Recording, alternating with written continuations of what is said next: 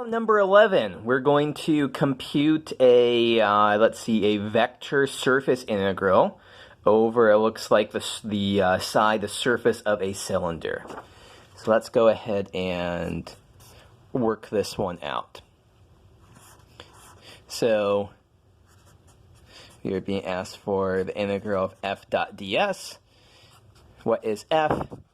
Y x e to the xz.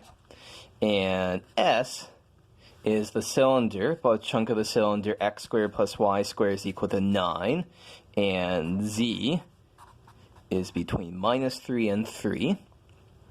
And we're also told that we aren't going all the way around the cylinder. If you read it carefully, x and y are both non-negative. Okay, so we know for our parametrization, the surface of the cylinder, this is one that we can just read off the formula sheet. So it's going to be, the radius here is 3, x squared plus y squared is equal to 3 squared. 3 cosine theta, 3 sine theta, and z. And so here, note that that's where we get our bounds and what z can be. And then here, x and y are both non-negative. It's not theta from 0 to 2 pi. It's only theta from 0 to pi over 2. Okay, so this is the setup. We can also, knowing what the normal vector is for the surface in a cylinder, that's pretty instant. That is just 3 cosine theta, 3 sine theta, and 0. Okay, so now we have to take our parametrization and substitute it into our vector field up here. So that's going to be y is 3 sine theta, x is 3 cosine theta, and e to the x is 3 cosine theta times z is just z.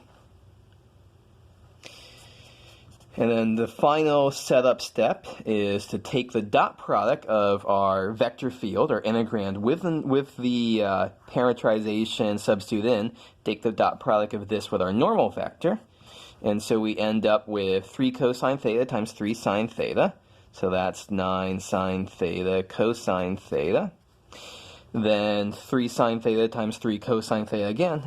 Another copy of 9 sine theta, cosine theta, and then a 0 times this, which is just going to give us 0. So what do we end up with? We end up with 18 sine theta cosine theta. Okay, so now we can write down what is the integral we have to do. So theta is running from 0 to pi over 2. And z is running from minus 3 to 3, and we are integrating 18 sine theta cosine theta, dz d theta. So the rest of this should go pretty quickly. So let's see here. Integrating with respect to z will just give us a factor of 6. So I have 6 times 18 times the integral theta running 0 to pi over 2 sine theta cosine theta d theta. And now to finish this off, substitution will do the trick. U is equal to sine theta. Du is equal to cosine theta d theta. And so we end up with 6 times 18 times the integral, let's see here, when theta is 0, u is 0. When theta is pi over 2, sine of pi over 2 is 1. So we are integrating u du between 0 and 1, and that gives us a factor of 1/2. So 6 times 18 times 1/2, which, let's see, very quickly, that looks like 54 to me. So pretty straightforward problem here. This is surface of a cylinder, so we should just know to write down, here's our parametrization of the surface of a cylinder. We should just know to write down, this is what our normal vector is. The one little thing to catch was, it's not all the way around the cylinder, just theta is running 0 to pi over 2. Okay, that's problem 11. Problem number 12 is, it's asking us to do another vector surface integral, another problem from 16.5. And this time, it's a portion of a sphere. So the previous one was portion of a cylinder. Now it's going to be portion of the sphere. And there's one other little nuance here we have to be really careful about. This is oriented with an inward pointing normal vector. So that's going to be opposite. That's going to be opposite of our usual parametrization normal vector. So we're going to have to introduce a minus sign at the appropriate point. Okay, so let's tackle this. Number 12, so the surface integral over S of f dot ds, where, let's see here, f is 0, 0, x squared plus y squared, and our parametrization is going to be, so g of theta and phi is, oh, by the way here, so portion of the sphere x squared plus y squared plus z squared is equal to 4. So that means the radius is 2. So that's going to be important at this stage right here, because we're going to need, our parametrization is r, 2 times cosine theta sine phi, then r, 2 sine theta sine phi, and then 2 cosine phi. So this is our parametrization, and then we can instantly write down our normal vector. So it's r squared times sine phi times cosine theta sine phi, sine theta sine phi, and cosine phi. But here's where I said this isn't quite the answer, because once again, inward pointing normal vector. This is an outward pointing normal vector. So how do we take care of that? Minus sign makes it an inward pointing normal vector. Okay, so at this point then, we have to, so we've got our parametrization, got a normal vector. Next thing on the agenda, take our parametrization here, substitute it into our vector field that we're integrating. So 0, 0, and 2 cosine theta sine phi, all of that squared, plus 2 sine theta sine phi, all of that squared.